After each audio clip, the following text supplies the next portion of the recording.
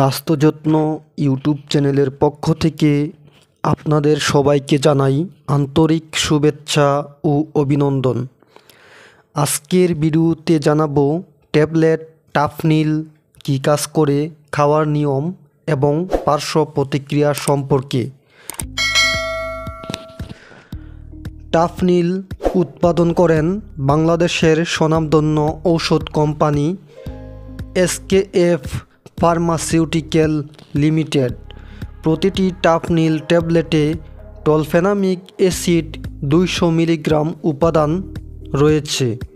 কার্যকারিতা: মাঝারি ও তীব্র মাইগ্রেন জনিত মাথা ব্যথায় টাফনিল সেবনের পরামর্শ দেওয়া হয়।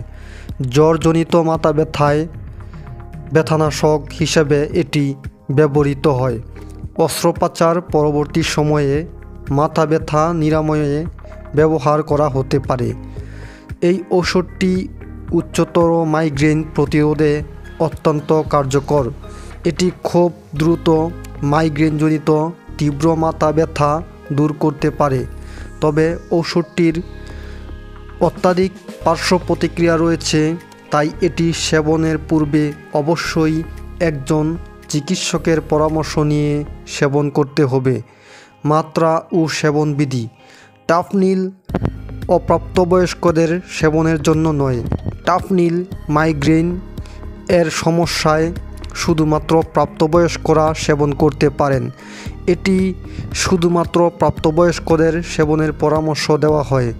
মাইগ্রেনজনিত মাথা ব্যথায় টাফনিল ট্যাবলেট দৈনিক 2টি অথবা 1টি ট্যাবলেট সেবন করা যেতে পারে। রোগের ধরন এবং তীব্রতা অনুযায়ী চিকিৎসক ডোজ কমাতে অথবা বাড়াতে পারেন।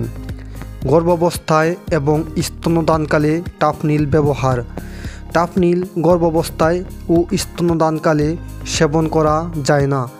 গর্ভাবস্থায় ও স্তন্যদানকালে টাফনিল সেবন থেকে বিরত থাকুন।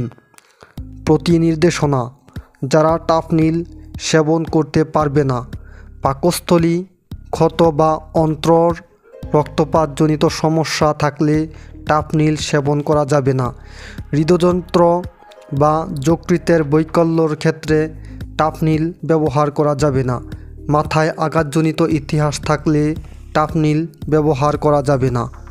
পার্শ্ব প্রতিক্রিয়া: টাফনিল ব্যবহারে মারাত্মক পার্শ্ব প্রতিক্রিয়া হতে পারে, তা হলো ডায়রিয়া, বমি বমি ভাব, এপিগ্যাস্ট্রিক ব্যথা, ক্ষুধামান্দা, কাঁপুনি, ক্লান্তি, ডিসইউরিয়া, মূত্রনালীর সংক্রমণ, প্রস্রাবের রাস্তায় জ্বালাপোড়া, প্রস্রাব করতে সমস্যা হওয়া ইত্যাদি পার্শ্ব প্রতিক্রিয়া হতে পারে।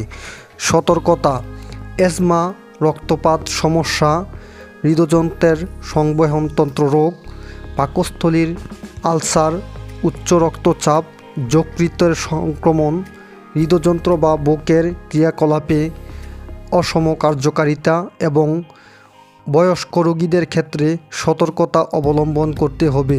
ডিসইউরিয়া কমাতে বেশি বেশি পানি পান করতে হবে।